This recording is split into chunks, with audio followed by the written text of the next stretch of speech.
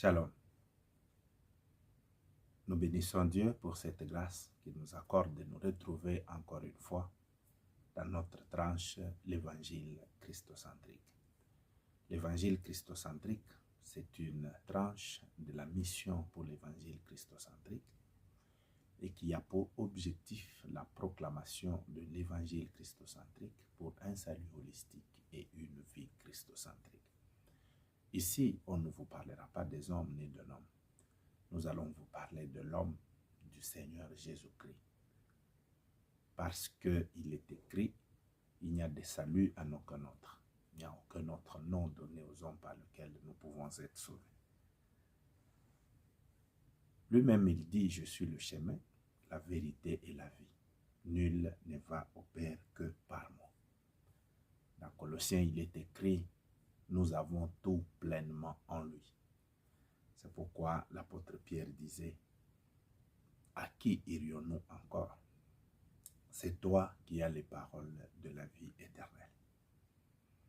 Retrouvez cette tranche sur Facebook et sur YouTube en tapant Mission pour l'évangile christocentrique. N'oubliez pas de visiter notre site internet www.mevchristocentrique.org. Vous trouverez nos publications, vous trouverez nos enseignements, vous trouverez nos prédications qui peuvent vous édifier.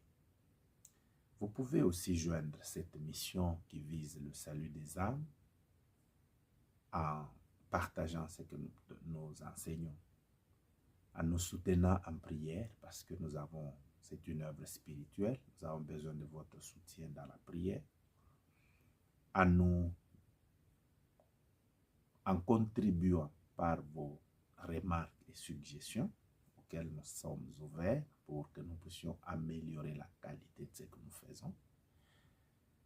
Vous pouvez aussi contribuer matériellement et financièrement pour que nous puissions atteindre un plus grand nombre. Le Seigneur vous bénira parce que c'est une œuvre qui vise le salut des âmes. Nous disons merci à ceux qui font toutes ces choses depuis que nous avons commencé et qui continuent à nous joindre. Tout ce que vous faites, nous en sommes touchés et nous vous disons merci par cette occasion. Bien-aimés, nous avons quelque chose à nous partager aujourd'hui. Nous sommes dans Zacharie. Zacharie chapitre 4, verset 6. Il est écrit, nous commencerons par le chapitre 4, nous commencerons par le verset 6 et les suivants. Il est écrit, alors il reprit et me dit, c'est ici la parole que l'Éternel adresse à Zorobabel, ce n'est ni par la puissance ni par la force, mais par mon esprit, dit l'Éternel des armées. Qui es-tu, grande montagne, devant Zorobabel? Tu seras aplani. Il posera la pierre principale au milieu des acclamations. Grâce, grâce pour elle.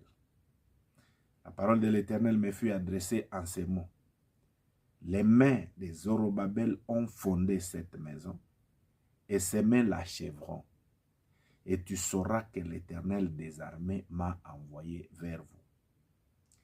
Car ceux qui méprisent les jours des faibles commencements se réjouiront en voyant le niveau dans la main de Zorobabel. Ces 7 sont les yeux de l'Éternel qui parcourent la terre. Mes amis, frères et sœurs, le thème se trouve déjà au verset 6. Ce n'est ni par la force, ni par la puissance, mais par l'Esprit de l'Éternel. Dieu dit ça ne sera ni par la force, ni par la puissance, mais ça sera par mon esprit. Bien-aimés dans le Seigneur, ici nous comprenons que Zorobabel a une grande mission que Dieu lui a confiée. Maintenant, Dieu veut le prévenir qu'il ne faut pas qu'il pense qu'il va accomplir cette mission-là par sa force et par sa puissance. Qu'est-ce que nous entendons par la force et la puissance? Ce sont les atouts que peut avoir un homme de plusieurs ordres. Et ces atouts-là font de lui un homme fort. Ça peut faire de lui un homme puissant. C'est quoi ces atouts? Ça peut être ses moyens financiers, ça peut être ses relations, ça peut être sa connaissance, ça peut être son savoir, ça peut être son diplôme, ça peut être tout ce qu'il pense avoir et ce dont il est capable de faire. Si Dieu, en nous donnant sa vision, ne pouvait que se contenter de ce que nous avons et se limiter par là, nous allons échouer parce que lorsque l'homme a ces choses, il a tendance à s'enorgueillir. N'est-il pas écrit en Deutéronome chapitre 8 que lorsque tu verras tes biens s'accroître, tu bâtiras des maisons que tu y habiteras, garde-toi de céder à l'orgueil qui peut monter dans ton cœur et ne dis pas dans ton cœur que c'est ma force et la puissance de ma main qui m'ont fait acquérir ces choses. Reconnais l'Éternel que c'est lui qui te donne la capacité d'acquérir toutes ces choses. Oui, pourquoi? Parce que lorsque l'homme compte sur ce qu'il est, ce qu'il a, ce dont il est capable, et que le travail se réalise, il aura de l'orgueil dans son cœur. Comme l'a fait Nebuchadnezzar. Il sort, il regarde la beauté de la ville, il dit, n'est-ce pas moi qui ai construit ces choses par ma force? Dieu l'a frappé et il l'a chassé, il est allé en brousse, il est devenu comme un animal. Alors Dieu ne peut pas nous donner sa mission. Dieu ne peut pas nous confier une vision et attendre que nous puissions la réaliser par notre propre force. Non. Dieu prévient déjà Zorobabel que ne pense pas que cette mission-là, tu la réaliseras pas par ta force ou par ta puissance. Non. Tu dois compter sur mon esprit. C'est mon esprit, c'est par mon esprit que tu réaliseras ces choses. Mais si réellement tu mets de côté tes atouts et tu t'appuies que sur mon esprit, voici ce qui va arriver. Même si la montagne elle est grande, comment? Elle sera aplanie. C'est quoi la montagne? Ce sont les difficultés qui arrivent lorsque tu veux réaliser ta vision ou la vision que Dieu t'a donnée. Ça ne sera pas facile. Tu rencontreras des difficultés, des choses qui sont en train de te tirer vers le bas. Même si les difficultés sont énormes, là où ta force et ta puissance peuvent s'arrêter, le Saint-Esprit les aplanira. Tu ne comprendras même pas comment est-ce que ça va se faire. Tu vas te rendre seulement compte que cela est réalisé. Maintenant, la Bible dit, si réellement tu comprends maintenant que tu peux compter sur l'action du Saint-Esprit et non sur ta propre force et ta propre puissance, la Bible dit que les mains de Zorobabel ont fondé la maison et les mains de Zorobabel l'achèveront. Oui, vous ne voyez pas ce qui est écrit dans la Bible, que si l'Éternel ne garde la ville, la sentinelle veille en vain. En d'autres termes, la sécurité de la ville ne repose pas sur la capacité ou la force de la sentinelle. C'est Dieu lui-même qui garde la maison. N'est-il pas aussi écrit que si l'Éternel ne bâtit la maison, ceux qui travaillent en vain? En d'autres termes, c'est l'Éternel qui est la force de ceux qui bâtissent. C'est l'Éternel qui est la puissance de ceux qui bâtissent. Pour que quand la maison sera achevée, qu'ils ne se disent pas qu'ils l'ont fait par eux-mêmes. Et alors il dit, si tu comptes vraiment sur le Saint-Esprit rendra tes mains capables de poser la pierre des fondations et le Saint-Esprit rendra tes mains capables d'achever. Maintenant, l'autre verset ici me fait du bien parce que Dieu, il met en garde ceux qui méprisent les faibles commencements. Mais qui sont ceux-là? C'est ceux qui connaissent ta force. C'est ceux qui ont l'image de ta force. C'est ceux qui ont l'image de ce que tu es capable de faire. Quand ils te voient commencer une grande vision, ils se moquent de toi, ils se moquent de tes faibles commencements. Il dit, laisse-les qu'ils se moquent de faibles commencements. Mais avec le temps, parce qu'eux ne comprennent pas ce qui compose ou qui constitue ta force, que c'est l'Esprit du Dieu Tout-Puissant, alors ils verront un jour le niveau entre tes mains. Mes amis, frères et sœurs, la vie chrétienne, c'est la vie spirituelle. Tu ne peux pas la vivre en comptant sur tes moyens propres. Tu ne peux pas la vivre en comptant sur tes atouts. Et d'ailleurs, Dieu va t'aider à échouer pour que tu ne t'enorgueillisses pas. Vous savez qu'il y a des gens que le Saint-Esprit a aidés, il les a élevés. Mais ces gens-là sont devenus très orgueilleux, alors que c'est Dieu qui les a aidés. Que dire de la personne qui veut compter sur ses propres efforts? Mes amis, ça ne sera pas par ta force, ni par ta puissance, mais ça sera par l'Esprit de l'Éternel. Même pour ce qui concerne la marche avec Dieu, c'est une marche spirituelle. Laissez-moi vous rappeler que le Seigneur Jésus-Christ avait reçu cette mission-là, d'apporter la bonne nouvelle aux pauvres, de rendre libres les opprimés, de délivrer les captifs.